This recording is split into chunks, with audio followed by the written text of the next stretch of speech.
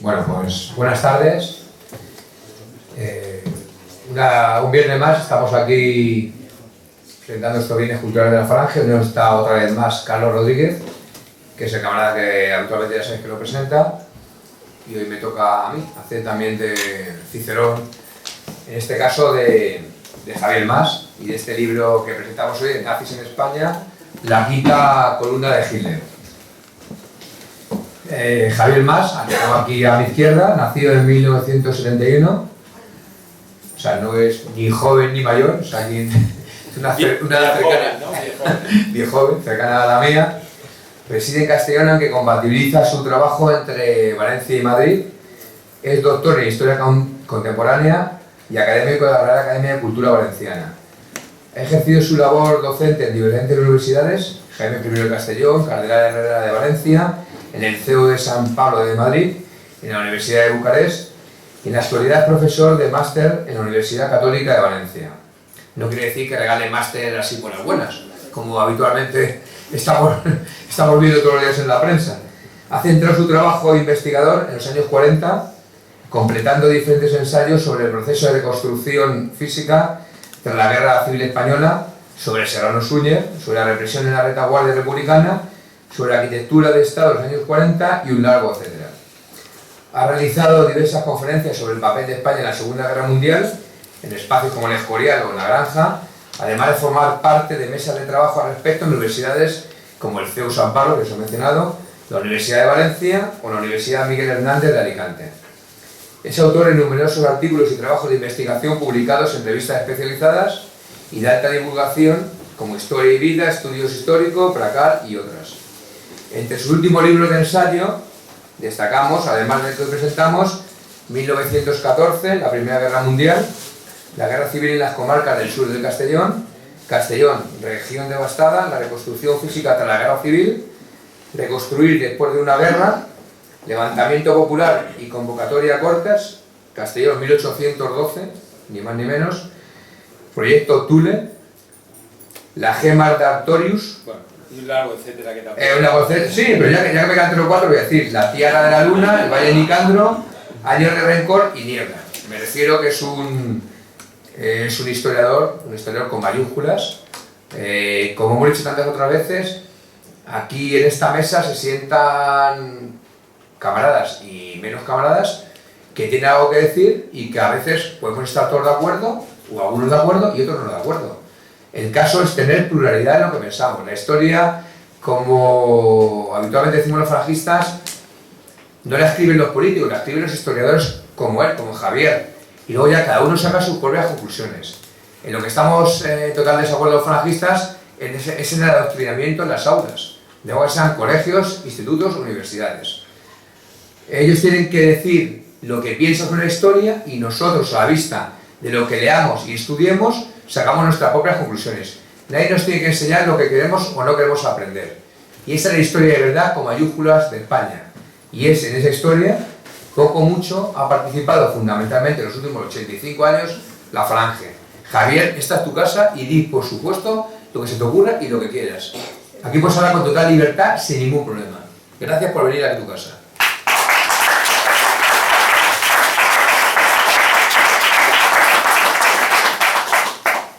Muchas gracias.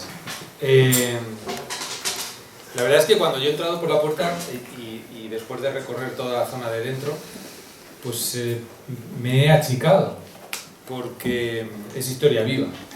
Y entonces, realmente al final, no sé si yo dar una charla o recibirla de vosotros, ¿no? Porque me ocurren 1000 preguntas, como hemos estado antes comentando dentro. Con lo cual, al final, casi que podíamos hacer que esto, mi parlamento, fuese más breve y establecer una especie de diálogo permanente con los asistentes, que yo al final creo que será mucho más divertido, ¿no? Y sobre todo a estas horas de un viernes.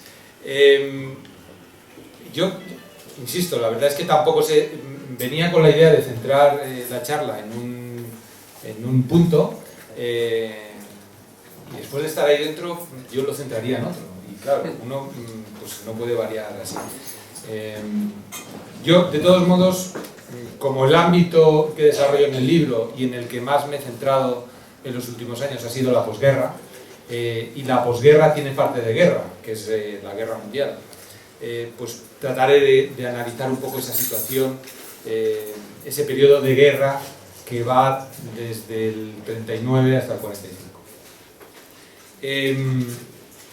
España, en ese periodo de guerra, voy a decir una cosa que a lo mejor han oído, que a lo mejor comparten, pero que yo creo que es la realidad. Geoestratégicamente, geopolíticamente, España no iba a entrar nunca en la guerra, ni por Hendaya, ni por quien quisiera, porque no interesaba a Hitler y porque no interesaba a los aliados. El factor que más se exhibe siempre como el más interesado en que entrase en la guerra era Hitler. Sin embargo, geopolíticamente, insisto, la entrada de España en la guerra hubiese supuesto abrir un frente en Portugal que hubiese supuesto la no necesidad del desembarco de Normandía, por ejemplo, ¿no? Entre otras cosas. Con lo cual, a Hitler no le interesaba abrir ese frente y tener aislado el continente. A partir de ahí, el gobierno alemán lo que le interesa es tener una España lo más pro-nazi posible. Tampoco estoy descubriendo nada nuevo. ¿Y eso qué significaba? Tener una estructura muy potente, no solo de espionaje, sino de propaganda, con la que tratar de acercar no solo a los españoles, sino también, evidentemente, a los dirigentes. Tampoco es ninguna novedad esto. Lo que yo sí que creo que es interesante es que hay un momento. Yo soy de los que piensa que Franco nunca estuvo ni más ni menos convencido de que él fuese pro-Hitler. Yo creo que Franco simplemente, pues como todos sabemos también, era un gran superviviente y entonces quien mandaba en cada momento pues era el que tocaba, ¿no? Tampoco estoy descubriendo nada. Pero sin embargo sí que creo que hay una fecha, que es 1941, a partir de la cual se produce un viraje real de Franco. En ese viraje de apoyo ya definitivo a los aliados se hace oficial en el 42, que es un año más tarde. ¿Y por qué se produce en el 41? Porque es la primera campaña de Rommel en África, y es donde se pone de manifiesto que el ejército alemán no va a ganar la guerra. No se sabe qué capacidad de negociación va a tener, pero seguro no va a ganar la guerra. No va a ganar la guerra porque no tiene capacidad para reponer todo lo que pierde en las líneas de combate. Y eso se exhibe cuando Rommel llega a Tobruk y no es capaz de avanzar, ni le llegan los suficientes suministros para poder continuar. Realmente el ejército alemán tampoco es una novedad en la Blitzkrieg, la guerra relámpago, en la Segunda Guerra Mundial, por mucho que se diga. Es decir, la Segunda Guerra Mundial pertenece a un ciclo de guerras que realmente sería la Tercera Guerra Mundial. La primera sería el enfrentamiento franco-prusiano en el 81, en 1871, perdón. La segunda sería la Primera Guerra Mundial y la tercera sería la Segunda Guerra Mundial. Y siempre la estrategia del ejército alemán había sido la misma.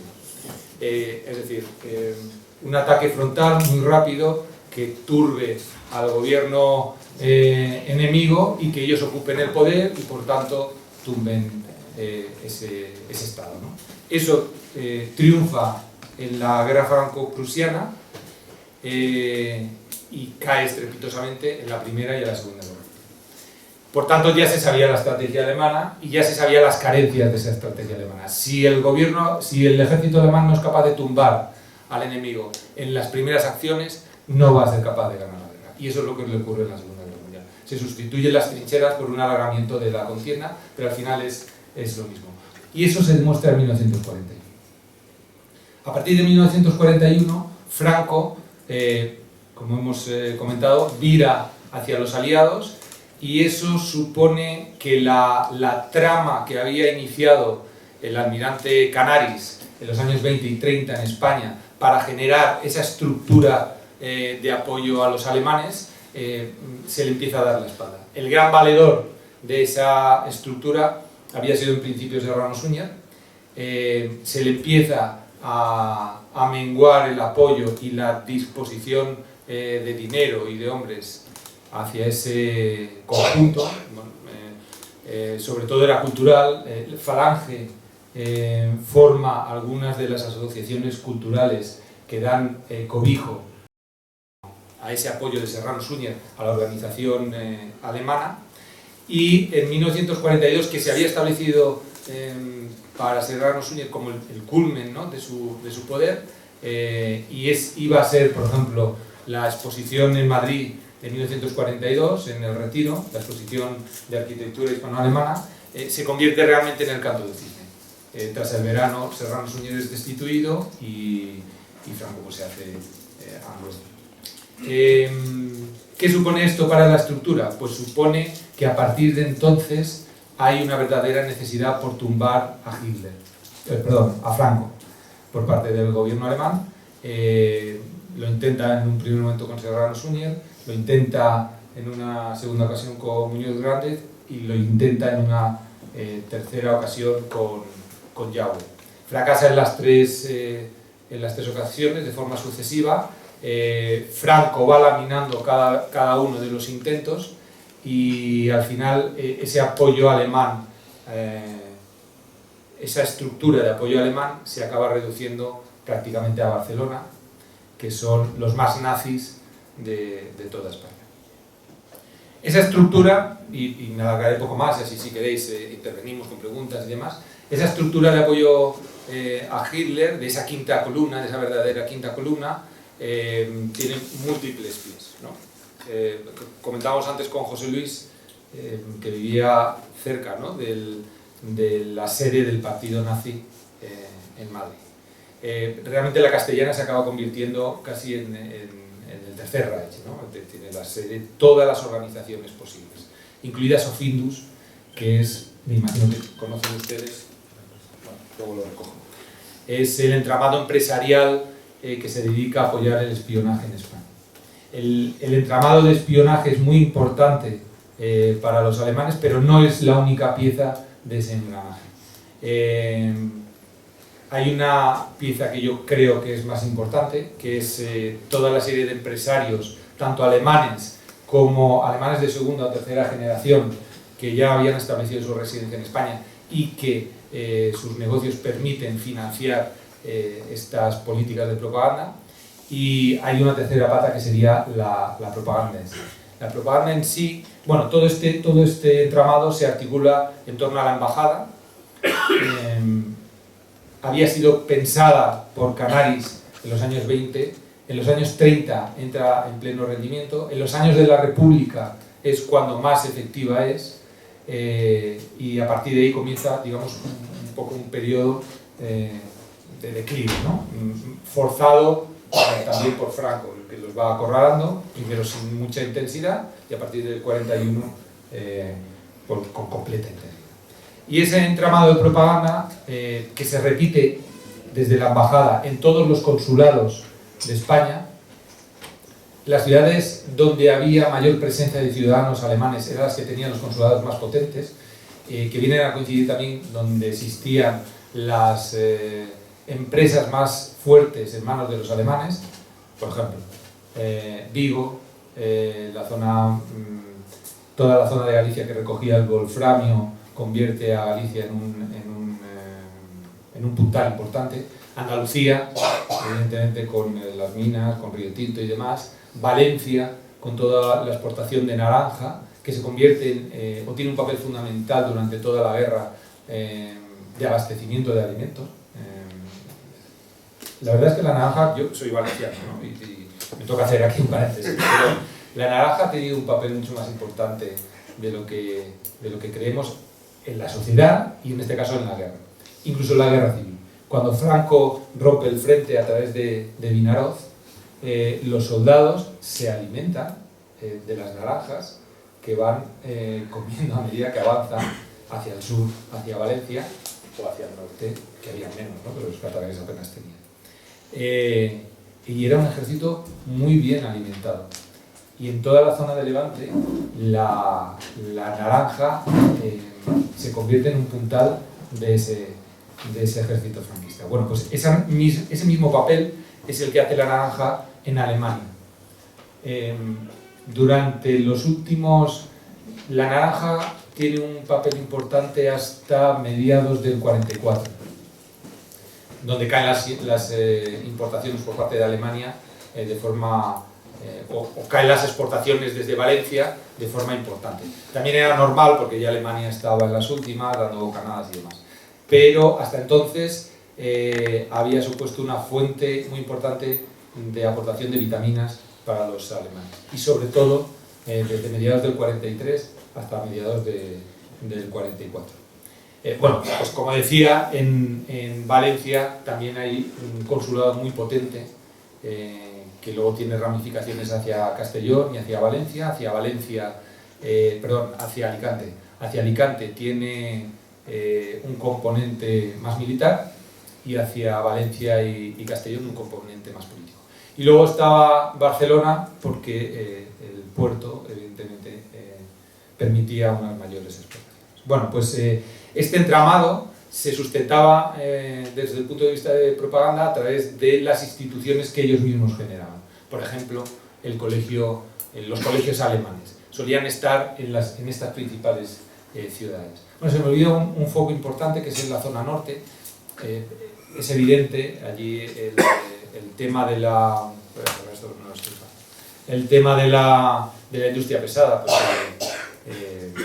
tenía su connotación dentro de la economía, pero no tiene tanta importancia como los otros tres puntos, ¿no? Madrid era evidente porque este era el centro desde el que se realizaba todo, pero en Galicia, en Andalucía y en Valencia habían hecho mucho dinero los empresarios. Socindus, que es ese entramado que crean los alemanes para financiar sobre todo el espionaje alemán, tiene sus patas más fuertes en Andalucía, luego digamos un poco en Galicia y mucho menos en Valencia, pero no llega al País Vasco. ¿En qué consistía esta propaganda? Pues utilizan la publicación de libros. Primero hay una traducción de los autores alemanes al español y luego hay una utilización directa de autores españoles para explicar las bondades del nazismo. Esos libros se repartían en bibliotecas, en ferias del libro alemán que se llevan a cabo en Barcelona, que se llevan a cabo en Sevilla, en Andalucía. Hay un tour, digamos, de esa feria del libro alemán, en Valencia, en Madrid. Se proyectan películas, porque para el régimen nazi, como todos sabemos, el tema audiovisual era muy importante. Se proyectan películas en los colegios alemanes. Los colegios alemanes se utilizan para dar charlas, para dar conferencias, para hacer pues bueno, un poco de proselitismo. Todo ese entramado, al final, es el que permite a Alemania tener la mejor estructura de información, propaganda y espionaje de toda Europa. Esa gran estructura hace que los aliados también se movilicen, convirtiendo a España en un verdadero tablero de ajedrez. Aquí hubo una guerra, solo que una guerra sobre el papel, ¿no? o con piezas de ajedrez. No hubo muertos, o los hubo en el sentido de espionaje. Bueno, todo eso, como hemos dicho, a partir del 42, Franco, de forma premeditada, va tumbándolo, va dejando no solo de subvencionar, que ya había dejado en el 41 de subvencionar, sino va prohibiendo las actividades que se van realizando, va acercando toda la actividad hasta Barcelona y a partir de ahí pues desaparece. El caso de Barcelona, y así ya acabo y pueden preguntar lo que quieran, el caso de Barcelona es curioso. A ver cómo abordamos este tema. El caso de Barcelona, como he dicho, es la zona más nazi de España, hasta el punto de que incluso políticos de la República pasan a hacer proselitismo y a ser agentes de espionaje de los nazis.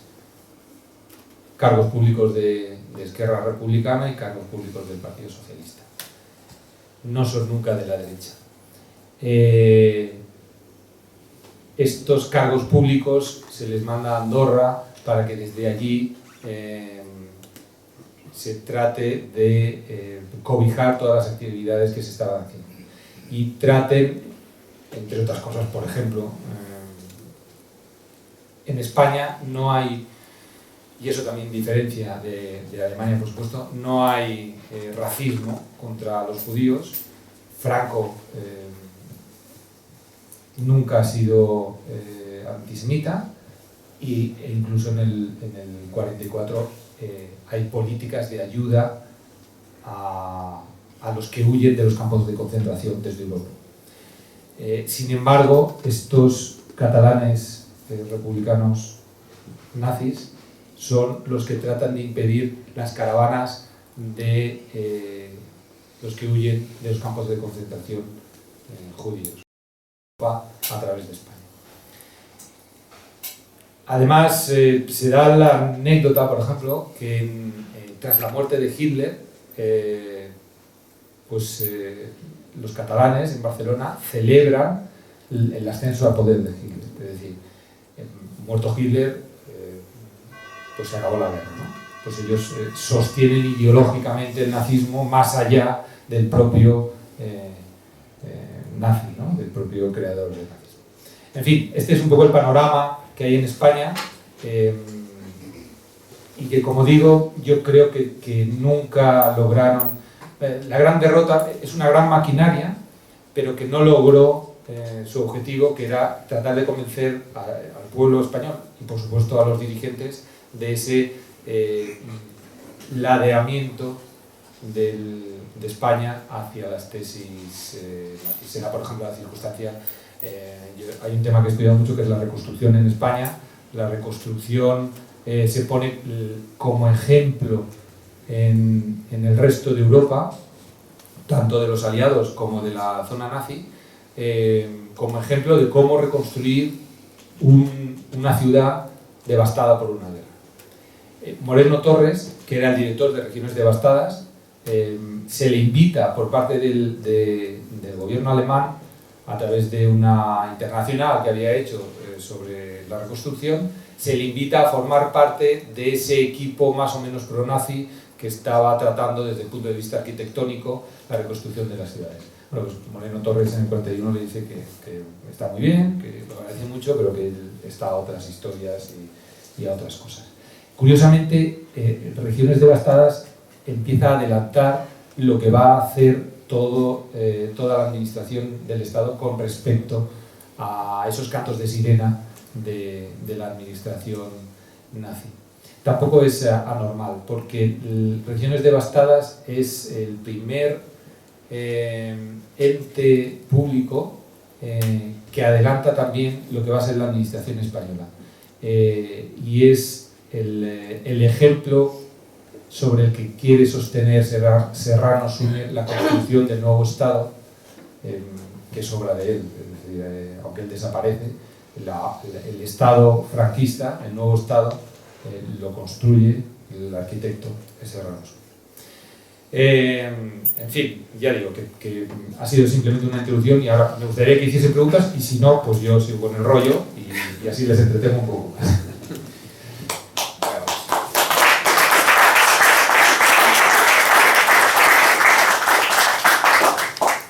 ¿Saben qué pasa? Que si yo hablo mucho, al final algunos se cansan porque no a todos les interesa lo que yo esté contando. Unas veces interesa una parte, otras veces otra, y entonces yo creo que si empieza a haber un juego, siempre es más o menos. Generalmente suele haber un juego, como bien dice Javier, y seguramente que José Luis Jerez, que está ahora revisando el libro en cuestión, no sé si la primera o la segunda pregunta va a ser suya, pero si no, la de algún otro, la primera. Bienvenido a esta casa, que es la casa de España, de la Unidad de España y de la justicia social. Y también, vamos, que me une contigo no solamente la profesión que yo he tenido y tú que tienes de la docencia, sino también que yo he vivido 5 años de mi vida en Valencia. O sea, he disfrutado de la naranja para tomar vitaminas para poder, como los nazis, estar fuerte. O sea, si los nazis tomaban, yo aprendí también de los nazis y me sirvieron un poco de guías para tomar esa vitamina, por lo cual cada día soy más nazi. Bueno, Bueno, eso en filosofía tiene su explicación, ¿eh? Por eso digo, dicho esto sí, dicho esto, que vamos un poco hablando de humor y de coloquial, decirte que, vamos, la influencia del nacionalsocialismo en Falange fue determinante. Has hablado de un punto de España que es Vigo. Allí el jefe de la Falange, el primer jefe de la Falange que hubo en la provincia de Pontevedra era Gustavo Kluckenberg. Gustavo Kluckenberg, bueno, el apellido no engaña a nadie, ¿no? Entonces era el hombre que no solamente fue el primer jefe, sino que además era un naviero, era un concesionario de naves y un consignatario de naves y demás, pues fue el que pagó la local de la Falange, el primer jefe provincial de la Falange. Si aquello fue importante, no digamos nada de mi jefe de filas en la Falange, vamos, mi jefe de fila provincial, que fue Pepe Sainz. Pepe Sainz de Nondabel, su madre era alemana y él era un profundo nacionalsocialista, jefe territorial en Castilla de la Mancha.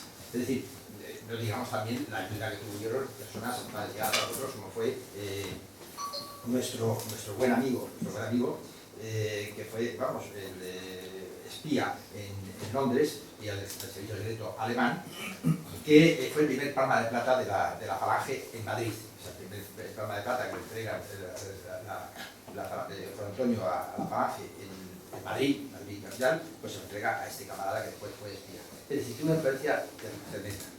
No estoy de acuerdo contigo en algunas de tus apreciaciones, por todo el cariño. Por supuesto. Nos confesamos por toda la bienvenida que te he dado, pero no estoy de acuerdo en algunos de tus conocimientos en cuanto a que a partir del 41 que ya Franco empezó a renquear en tablas y demás con relación a Hitler. No creo que fuera ese el año ni las circunstancias. Sí que es cierto que Franco después, claro, tenía que sobrevivir precisamente a su ayuda al nacionalsocialismo. Creo que el 41 no fue ese año, porque digamos, ese año fue cuando manda a la División Azul, ¿no? Sería un contrafuero o un contradios el mandar a los falangistas y a los voluntarios a luchar a Rusia, y estuviera ya pues dudando. Otra cosa, y además también, no creo que fuera ese año, ni siquiera el 42, que estaban nuestras fuerzas allí. Sí que es cierto que después, claro, Alemania, frente a toda la juguería mundial, pues evidentemente tenía que sucumbir, porque claro, era la Unión Soviética, era Estados Unidos, era Francia, era Inglaterra, es decir, era pues todo el mundo contra el nuevo orden europeo, el nuevo orden mundial que ponía en la fase de. Y decirte que, vamos, que voy a leer con mucho interés tu libro Nazis en España, del cual, pues vamos, el tema sobre el que tengo también bastantes referencias y que además te digo que bueno, me gustaría haber tenido más que esta, no sé, el libro no puedo opinar sobre el mismo, esta conversación contigo a posteriori de leer el libro, que hemos de hablar, porque hablar sin conocer es de idiotas. Entonces, quiero ser en esta vida cualquier cosa menos idiotas. Te digo muchísimas gracias. Yo le pido a Luis que lo organice dentro de un mes, que hayan podido leerlo. Quedamos a tomar café un día y lo... Vale, o quedamos para yo, dos cosas. Bueno, una siguiendo con la anécdota de las naranjas, ¿vale? Yo no quiero ser chauvinista, ¿no? con este tema, pero fíjense ustedes la importancia que tiene la naranja y que siempre se ha tapado. Bueno, es un problema que tenemos en Valencia, ¿no? Nos esconden nuestra historia pues, y nos quieren comer por arriba, pues nosotros somos tozudos y no nos vamos a dejar. Tras la Guerra Mundial, que es un tema que estoy investigando ahora, que además lo sabe Luis, se produjo un hecho que yo desconocía, que era que hay un programa de acogida de niños austríacos y alemanes en España, ¿no? En España y en otros países, en Estados Unidos también. Entonces, estos niños que están aquí 6 meses, algunos están 1 año, otros repiten, llegan a haber 4.000 niños. Bueno, pues estos niños los eligen por estar desnutridos y estar enfermos. Entonces, los traen a través de Francia, en tren, y el punto de reparto por toda España era Pamplona. Entonces, las crónicas periodísticas que salen en los periódicos y las cartas que les mandaban luego los niños a sus padres destacan sobre todo que aquí comían naranjas y plátanos, que no sabían lo que era. Y lo que mandan para que esos niños coman eran naranjas, porque les generaban vitaminas para fortalecerse a estos pobres niños que venían débiles de Austria y Alemania. En fin, no he dicho más, es un poco un comentario, ¿no? A modo de broma. Respecto a lo del 41, vale, yo no digo enero del 41. Tobruk, pues la campaña de verano, la primera campaña de Rommel con el Afrika Korps, termina con el verano. Cuando Rommel no es capaz de lograr los objetivos que en principio creía Alemania que debía cumplir, es cuando se pone en evidencia que Alemania no es capaz de ganar la guerra porque no es capaz de suministrar a sus ejércitos lo suficiente para ganar la contienda. Yo es ahí cuando hablo. En el libro aparece, hay una serie de movimientos por parte de Franco que evidencian el desapego del régimen español con respecto a Alemania. Pueden haber apreciaciones, ¿no? Yo no digo que no. Yo sostengo firmemente que es tras el verano del 41. Y la División Azul se manda antes del final del verano, creo. Entra en combate el 12 de octubre. Sí, pero sale antes. Sale el 20, Sí. Sale en julio. 14 de julio. Claro, en julio estamos hablando que Rommel está avanzando como un cañón hacia Tobruk. Estamos hablando de fechas. Al final, en noviembre, empiezan a producirse gestos desde el gobierno español en ese sentido. Evidentemente no hay una ruptura, yo me imagino que hay un equilibrio, hay un a ver qué pasa. En el 42, bueno, la señal más evidente es la destitución de Serrano Suñer. Es algo oficial el viraje de Franco. No solo es la destitución de Serrano Suñer, es la destitución del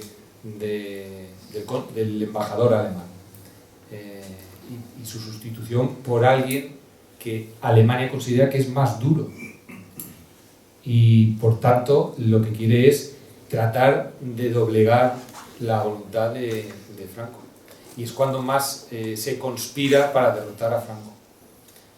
Insisto, estos son apreciaciones, pero vamos, yo me reafirmo un poco. Bueno, una segunda, Sí. digamos, puntualización, como tú bien dices, en relación a España. España, aunque la primera idea que nos ha lanzado es que España no era un país estratégico para ninguno de los dos contendientes, ni para los aliados, ni para el eje. Yo creo que ahí, vamos, no puedo estar de acuerdo con esa apreciación discrepante. Sí. Porque, claro, evidentemente España tenía una llave maestra. Una llave maestra que era, o que es, el estrecho de Gibraltar. El acceso al Mediterráneo pues pasa por Gibraltar, y quien domina el estrecho de Gibraltar pues domina pues, el Mediterráneo. Eso no hay duda ninguna. Eso como punto esencial, que pues hay otros muchos más serie de puntos que son mucho más importantes que podría decirte para que entender que era un punto estratégico. Tanto es así que España pues toma Tánger. Toma Tánger, y además saltándose, por supuesto, todo el derecho internacional habido y por haber, y pues toma la ciudad de Tánger como para controlar las dos columnas de Hércules del estrecho. Ahí sí que, vamos, de verdad, no podemos estar más distantes, porque ya hubiera querido toda la rojería que España, vamos, que Franco lo hubiera salido victorioso de la cruzada de liberación nacional. Ya hubiera querido toda la rojería, porque entonces era otro cantar. O sea, evidentemente, España no estaba en las mejores condiciones, eso es cierto, no estaba en las mejores condiciones precisamente por el desgaste de 3 años de guerra brutal, para hacer frente a otras contingencias en la Segunda Guerra Mundial.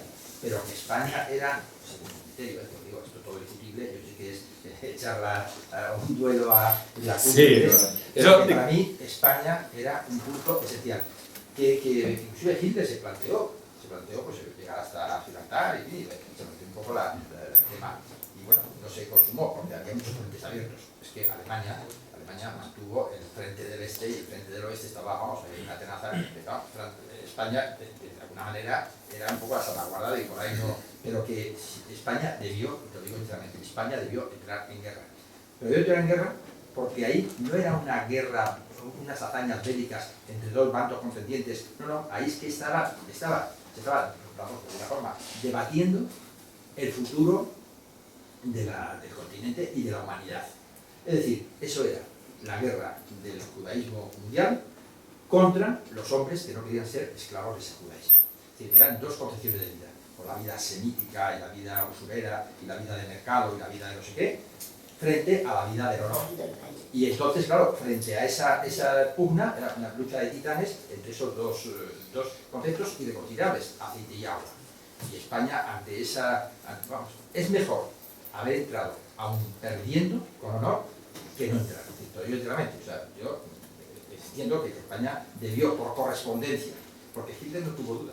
Estaba en Beirut escuchando las jornadas de música wagneriana cuando fueron allí a decirle Führer que le sacaron del palco, que eso no ha hecho nadie. Que hay unos españoles y que había empezado una acción en España para... Y entonces Hitler montó nuestra su legión Cóndor y vamos, nos ayudó y mandó material y demás. O sea que España debió entrar porque lo que se estaba jugando ahí el mundo y además las consecuencias las estamos viendo en estos momentos, lo que estaba jugando el mundo ahí era, vamos, pues el ser o no ser, como decía Shakespeare. Yo no he dicho que no entró España en guerra por España. He dicho que no entró por Portugal, que es diferente. Sí, porque Portugal era una plataforma para los aliados. Por eso Hitler no abre ninguna guerra en España. Entonces, Portugal era aliado. El desembarco de Normandía lo tenían hecho. Pero vamos, nos tomamos ese café. Yo creo que es importante tener en cuenta que son dos cosas diferentes. El pueblo español, sobre todo el falangismo, que tenía después de la guerra un peso específico, que era pro-alemán, claramente pro-alemán, y otra cosa diferente es Franco. A Franco hay que entenderlo. Franco estaba agradecido a Alemania, evidentemente, por la ayuda en la guerra civil, y quería corresponder, no quería quedar mal con el amigo alemán. Pero Franco no era nacionalsocialista, ni cercano, ni falangista, efectivamente. Franco era, sobre todo, anticomunista. Y de esta manera se explica toda la política de España, toda la política exterior de España durante la Segunda Guerra Mundial. Es decir, también era un militar inteligente, era un gran militar. Y efectivamente empieza a dudar. Yo no sé si como tú dices, ya en el 41, yo creo que no, yo estoy más bien con José Luis y retrasaría un poco ese tiempo, ¿no? Creo que evidentemente él empieza a dudar de la posible victoria de Alemania, pero su postura en la política exterior de España es de apoyo, de contentar a los alemanes, pero apoyar a los aliados. Y esto es lo que le vale, todos lo sabemos, su permanencia, la permanencia del régimen después de la guerra civil, después de la Segunda Guerra Mundial. Y es lo que le vale la defensa a ultranza que hace Churchill del régimen cuando Stalin pide su cabeza. Sí, yo estoy de acuerdo. Yo soy de los que va más allá.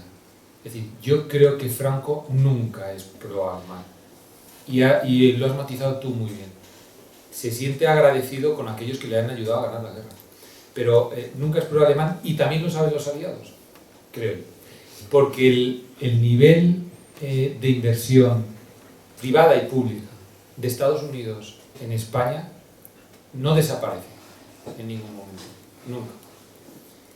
Toda esa fábula de que aquí nos hacen una especie de aislamiento y tal. Creo que todos lo sabemos, era un hombre eminentemente pragmático y tenía un país, tú lo sabes bien porque has trabajado esos temas, un país absolutamente destruido y hambriento. Tenía que generar políticas para dar de comer al pueblo español. Sí, y además, pero es que yo creo que tendemos siempre a decir que España es diferente, y no es cierto tampoco. España le pasa lo mismo que le pasa a Europa. Y España pasa hambre, dices, sí, pues las mismas castillas de racionamiento que hay en Francia, en Inglaterra, en Alemania, en Austria, en cualquier país de Europa. Pues era lo normal que después de una guerra pasase eso. No se le puede culpar en absoluto. Pero insisto, una de las piezas que yo creo que es más importante para determinar que Franco nunca pierde el contacto con los aliados es que el nivel de inversión, no el petróleo y todo eso, que todo eso se sabe, sino el nivel de inversión de las empresas de Estados Unidos en España no desaparece. Yo creo que eso es un dato importante. Yo querría preguntarte, Javier, has hecho mención y además me voy a referir al libro, porque hablas de la quinta una de Hitler en España. Has hecho una referencia como de pasada a cómo Hitler intentó influir e incluso intentó quitar a Franco del medio a través de Serrano Suñer, de Yagüe y de Muñoz Grandes. Claro, Serrano Suñer con Muñoz Grandes y con Yagüe no tiene nada que ver. ¿Por qué crees que él veía algo en Serrano Suñer para quitarse del medio a Franco? ¿Y por qué crees que veía a falangistas, presuntos grandes falangistas como Yagüe y Muñoz Grandes, capaces de quitarse a Franco del medio? Dos eran militares, eran dos que han hecho la guerra y de gran prestigio, pero Serrano Suñer no tiene nada que ver con los otros dos, absolutamente nada que ver. Nada que ver, sí, yo en eso estoy de acuerdo. Pero fijaros que los tres intentan, vamos a ver, yo tengo mis dudas con Serrano, que intentase de verdad tumbar a Franco, pero sí que se apoyó la política nazi, usó la imagen de Serrano para tratar de debilitar a Franco. Donde no hay duda es en Muñoz Grandes y donde no hay duda es en Yagüe. Y fijaros que los intentos de derrocar a Franco vienen después de los viajes que ambos hacen a Alemania. Que fuesen más o menos pro-nazis, bueno, eso no lo sé. Pero sí que se dejaron manipular por Alemania. Yo creo que eso no es así. Probablemente en los jerarcas del régimen nacionalsocialista les pasa por la cabeza, a lo mejor del propio Hitler, intentarlo, pero se encuentran con un muro. Lo primero que le dice Muñoz Grandes es que les leal al judío y punto. O sea, yo no sé si eso pasó de 5 minutos, esa idea de derrocar a Franco a través de Muñoz Grandes. Los dos reciben castigos, el que más Yagüe. Son castigados por Franco. Pues no sé a qué le llamas castigo. Muñoz Grandes, el ministro del Ejército, el vicepresidente del Gobierno,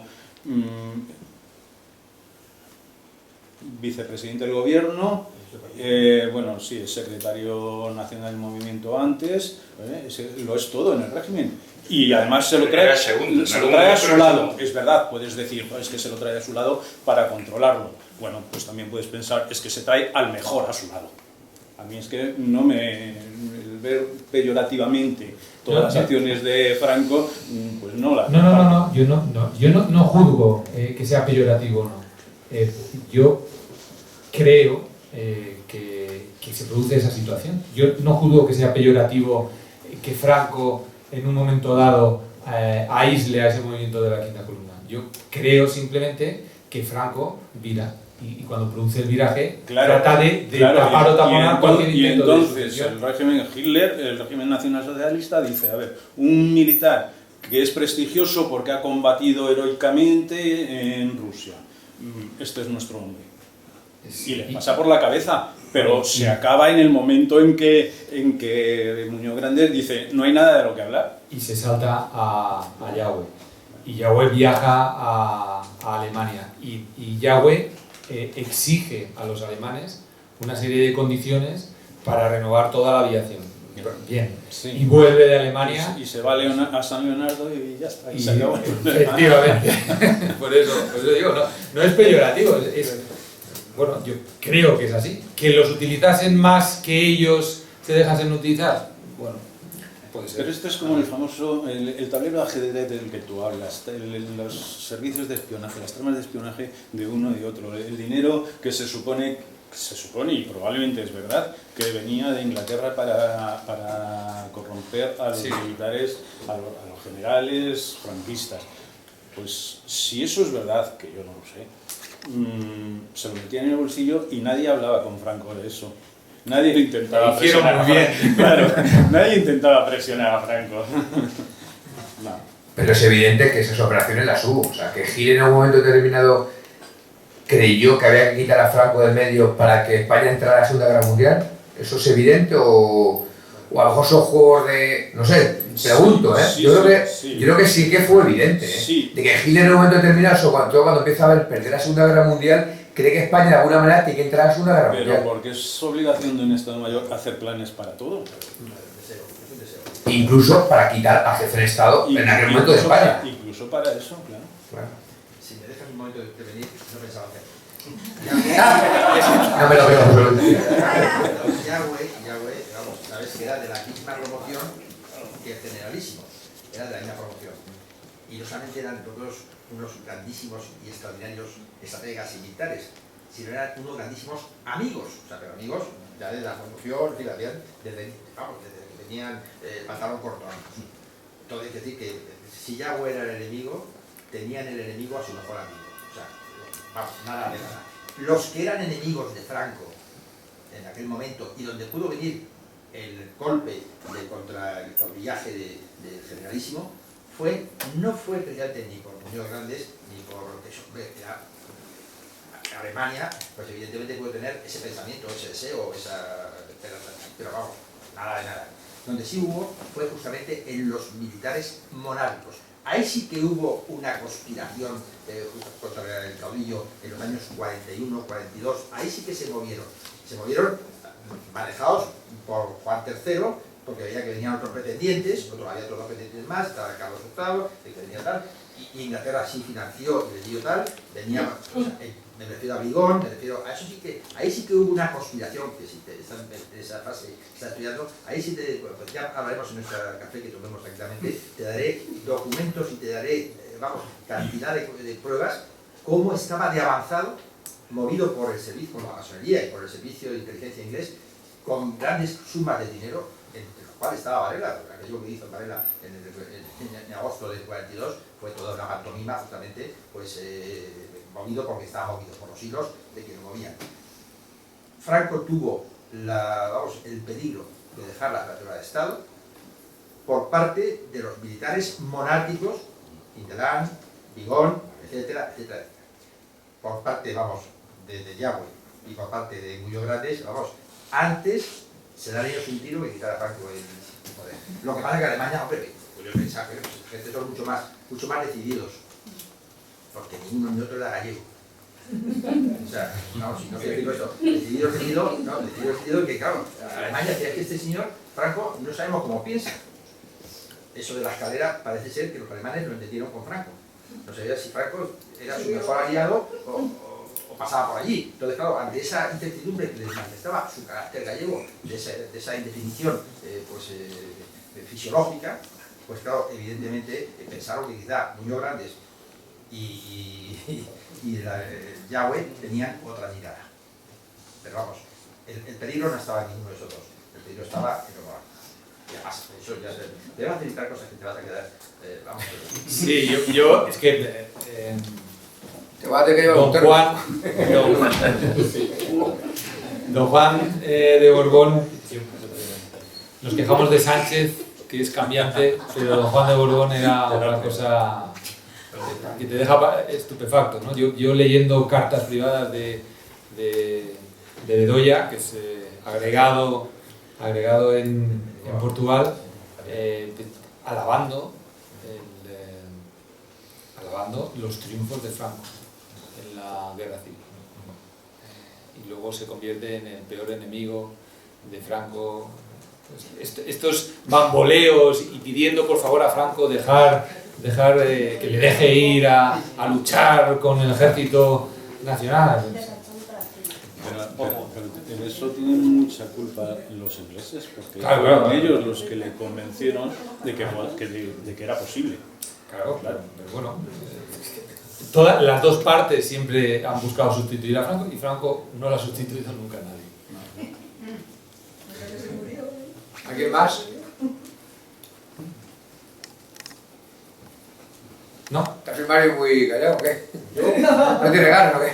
Pues bueno, saco una anécdota. Venga, sácala. Cuando Hitler sube al poder en el 33, la sucursal de Coca-Cola cierra la fábrica y entonces pues todo el mecanismo que tenía la central de Coca-Cola, pues el régimen de Hitler lo transforma y saca al mercado la Fanta. Y hablando de naranjas, a lo mejor podría ser que la naranja de Fanta fuera valenciana. Podría ser. Al final tendrás razón, José Luis, como tomamos naranjas somos nazis. Aquí hay una cosa en el libro, mientras si a alguien le surge mientras alguna pregunta, hay una cosa en el libro que yo no he podido averiguar y es, como decía al principio, hay un momento en el que este entramado busca imprentas o busca editoriales que publiquen los libros de los nazis, ¿no?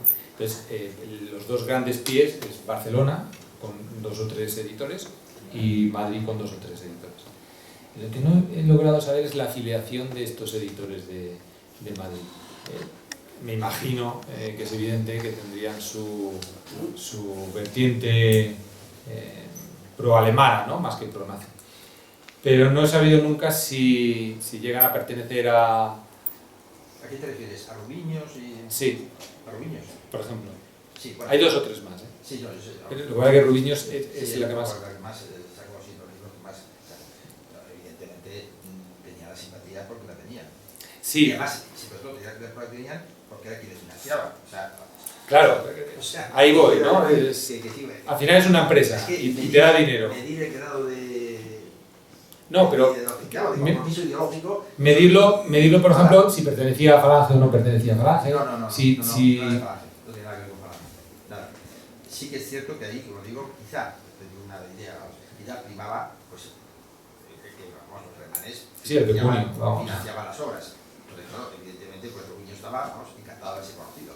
Y ya reconocido a los alemanes. O sea, que en ese aspecto no tenía nada que ver con Rubiños. Nada. Al contrario, la editorial Rubiños venía de la época anterior, que también editaba libros pues de otro signo, o sea que no... Quien pagaba mandaba. Exactamente, le entró la euforia por defender a Tercer Reich a través de la publicación de los libros que hacía, los libros interesantes. Pero dime lo que quieras saber de su grado de afiliación y yo te lo... Ahora sacaremos los 2 o 3 que hay. Sí, están. Vamos, las que son, vamos, las de los editores. José Antonio era simpatizante del nacionalsocialismo, creo que no. Yo creo que no. Creo que no, ¿eh? Yo creo que no. No. No simpatizaba para nada. Yo creo que ni la Falange tenía mucho que ver con el nazismo. Son 2 movimientos, yo creo, bastante diferenciados. Yo no me atrevo a decir nada aquí delante de vosotros, ¿no? Porque vosotros lo conoceréis mejor, pero de raíz el nazismo es pues es como el fascismo, ¿no? Es de raíz socialista. Y la Falange no es de raíz socialista, es de raíz revolucionaria. Que de raíz sindicalista. No me digas que... Pero hay un matiz. Mira, en los movimientos nacionalistas europeos, patrióticos, digamos, el grupo de movimientos que la Guardia de Hierro en Rumanía, el fascismo, las cruces flechadas, el franquismo en Italia, eran todos movimientos que había una empatía enorme entre ellos. Enorme. Pero no por el aspecto externo del saludo o de la camisa, no, sino porque había esa alquimia, esa energía, había esa comprensión mutua y recíproca. No había enemistad entre ellas, no había ninguna. No, yo había hermandad. Absoluto. Yo creo que hasta ella que nos sentimos consanguíneos de ella. Nos sentimos consanguíneos con el fascismo italiano y con el nacionalsocialismo alemán. Palabras textuales y escritas de ella, que fue nacional.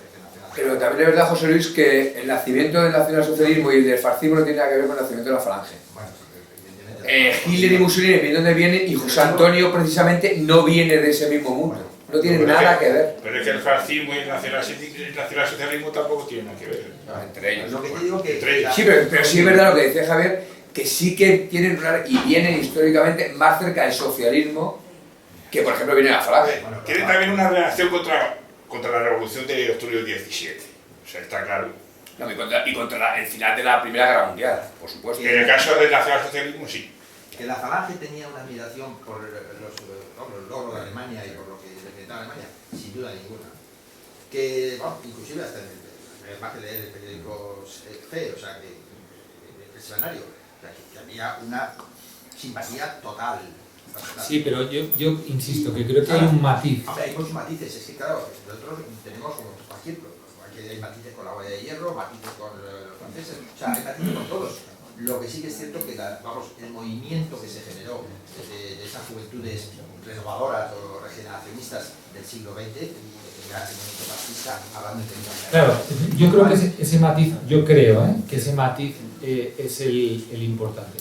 Que en España era una juventud revolucionaria, pero en Italia y en Alemania yo creo que no es una juventud. Yo creo que es un movimiento claramente socialista y claramente revolucionario desde el punto de vista socialista, no desde el punto de vista revolucionario porque no están de acuerdo con el sistema que en ese momento. Aquí nacional, igual que el sindicalismo de España estaba muy desarrollado, pero el que vino a aportar la idea de la nacionalización de ese sindicalismo fue el nacionalsindicalismo. En eso también, vamos, que no hay duda ninguna que la Falange no era un grupo de señoritos reaccionarios, sino todo lo contrario. No, es que yo no digo que sea eso. Yo creo que son revolucionarios, no reaccionarios. Pero... Y que Falange digamos, si tuvieras que clasificar la Falange, nunca estaría en la derecha. Por eso cuando dicen la Falange, lo que está en la derecha, es una idiotez. O sea, es una idiotez porque eso significa que no han leído ni por el forro, ninguno de nuestros libros. Así de claro. O sea, el pensamiento no ha acabado, inacabado, porque fueron 3 años, hace no tuvo más de 3 años, no llegó a tener vida hasta que empezó la cruzada. El 21 de octubre del 33, el 6 de julio del 36, ya estaban enzarzados en las trincheras, es decir, los años y pico no se consolidó. Hombre, eso también es una pequeña diferencia, José Luis, de que tanto el nacionalsocialismo como el fascismo italiano gobernaron en sus países y muchos años y la Falange no tuvo esa oportunidad. De hecho, la Falange como tal jamás ocupó el poder en España. Nunca. Entonces, es algo a recalcar, que no deja de ser muy importante. El fascismo en Italia, Mussolini estuvo muchos años, Gil estuvo menos, pero también estuvo muchos años, pero la Falange nunca estuvo como tal en el poder de verdad. Tuvo sus momentos, tocó el poder que tocó, pero de ahí no pasó. Influyó lo que influyó hasta que le quitaron de en medio y se acabó. Claro, es que es muy importante también esa diferenciación, claro. Gil estuvo 5 añitos, de 33 a 38, porque no empieza de la guerra, 5 años y poco, y en 5 años puso al último resquicio que estaba en Alemania, vamos, con dinero que era papel basura y con y con no sé qué, y con esos millones de ratos, y la puso la primera potencia de Europa, en 5 años. Me gustaría saber, cualquiera de estos payasos que lo gobiernan, quién en 5 años cogen España en la miseria, que no es el caso, y la llevan a la primera potencia de Europa. Me gustaría ver a cualquiera de ellos, a ver si alguno de ellos haga eso. Quedamos a través de... Sí, quedamos. Estaré encantado. En vez de un termo, una cafetera, pero vamos. ¿Algo más? Carlos. A ver, Luis. Cambiando un poco del tema, desconociendo mucho de lo que seguro que haces en este libro, a mí me sorprende y quería que nos explicaras cuál era la actitud antes de la guerra civil de los diferentes gobiernos de España ante esta red de proselitismo que ejercían desde la embajada. Es decir, si había una actitud hostil, si se veía como un movimiento de otro país que en principio se respetaba, cómo era pues, el gobierno de la República, la Frente Popular, su relación o su hostilidad con la embajada. Me río porque parece que cada vez que empiezo hablo de naranjas, pero es que me tira mucho en tierra. En el libro hay una foto que a mí me parece espectacular. La pena es que no lo discutimos él y yo, Luis y yo, y no la pusimos en color. Es el papel, el envoltorio de una naranja durante la República, de una empresa valenciana, de Gandhi. Y en el envoltorio es una naranja que va destinada a Alemania y hay cruzadas 2 banderas. Una es la nazi y otra es la republicana. A mí me parece impresionante, porque en esta máquina de lavado, que es la verdad de los progretas, se nos tiende a pintar una república, pues bueno, casi idílica o lo que quieran hacer, ¿no? No, la república, durante la república, la maquinaria de esta quinta columna funciona a pleno rendimiento, a pleno rendimiento. Es verdad que después del triunfo de Franco tienen mejor disposición del gobierno a poder desarrollar sus actividades. Pero las actividades de los colegios alemanes se producen durante los gobiernos de la República. Quiero decir que Alemania era un país más del 33 al 36, era un gobierno más. Además, un gobierno que se convierte en potencia. Con lo cual, bueno, vamos a cerrar un poco los ojos y vamos a dejar que hagan su propia quinta columna, ¿no? Esta construcción no se produce en la República. Canaris lo establece en la década anterior. Quiero decir que la maquinaria alemana lleva muchos años trabajando y ese trabajo aparece en la República y en los primeros años del franquismo. Y aparece en los años 20 con Canaris porque Alemania, en sus análisis posteriores, cree que ha perdido la guerra, entre otros factores, por una deficiente inteligencia. Es curioso que ahora se habla mucho de que en la Segunda Guerra Mundial también se pierde por una deficiente inteligencia. Yo creo que no es verdad. Creo que tenía una maquinaria impresionante. Lo que parece que queda muy bien ahora hablar de la máquina esa que descifra, en fin, todas esas historias.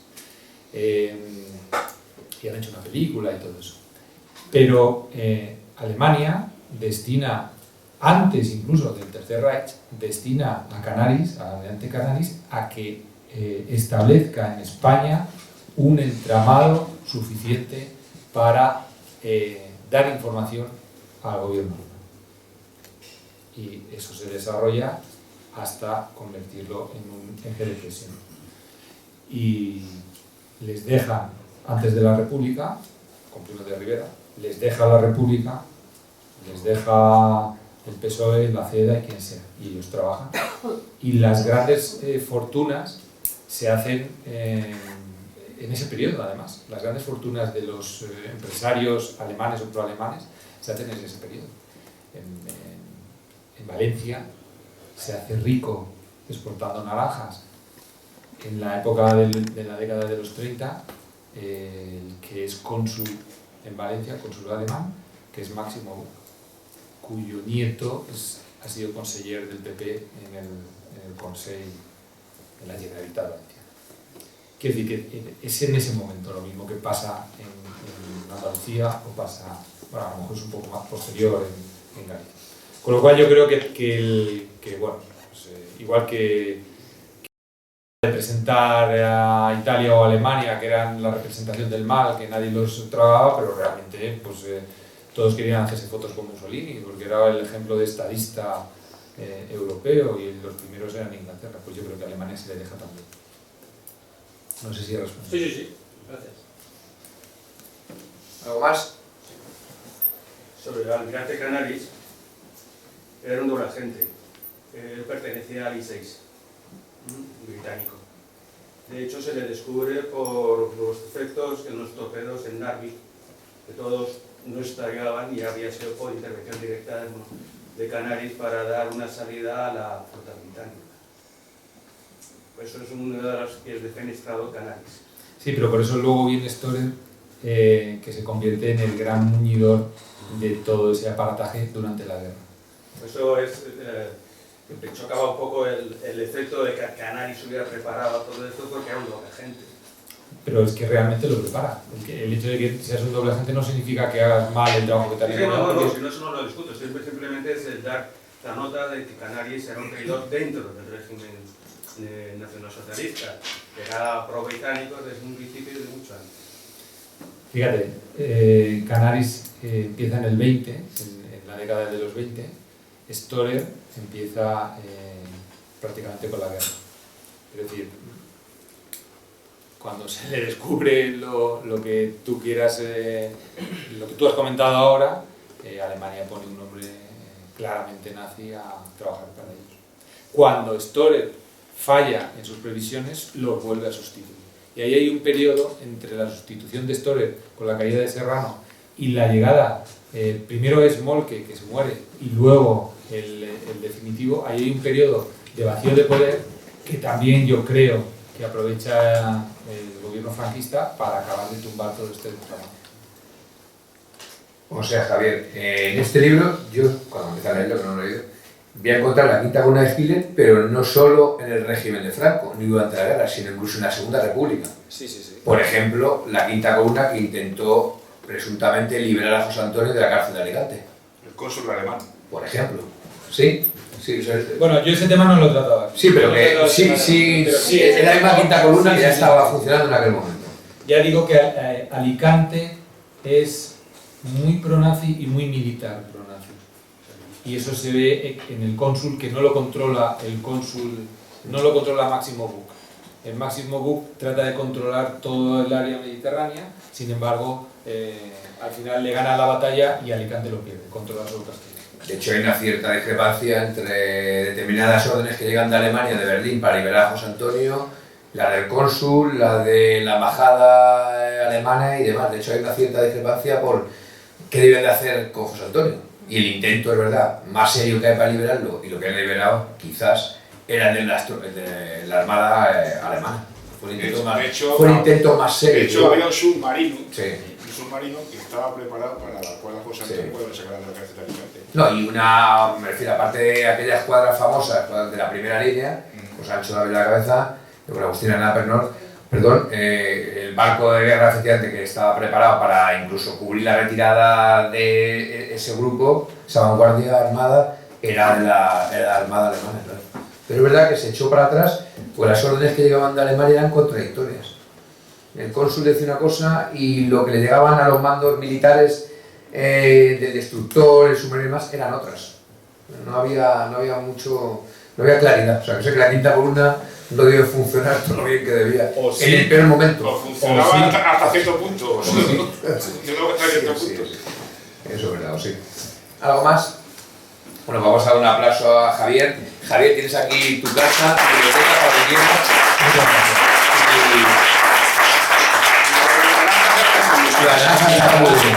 Y ahora que si algún día quieres consultar esta biblioteca para lo que quieras, aquí la tienes. Muchas gracias. Y ahora, Seguro sí, que hay cosas muy interesantes. seguramente. Y ahora, pues aquí tienen los libros, Javier, para que lo compréis y os los dedique. Claro, este es la vieja guardia, o sea que me haga la vida, pero yo quiero uno para mí. Esta es la vieja guardia, yo quiero. ¿Está dedicado? ¿Eh?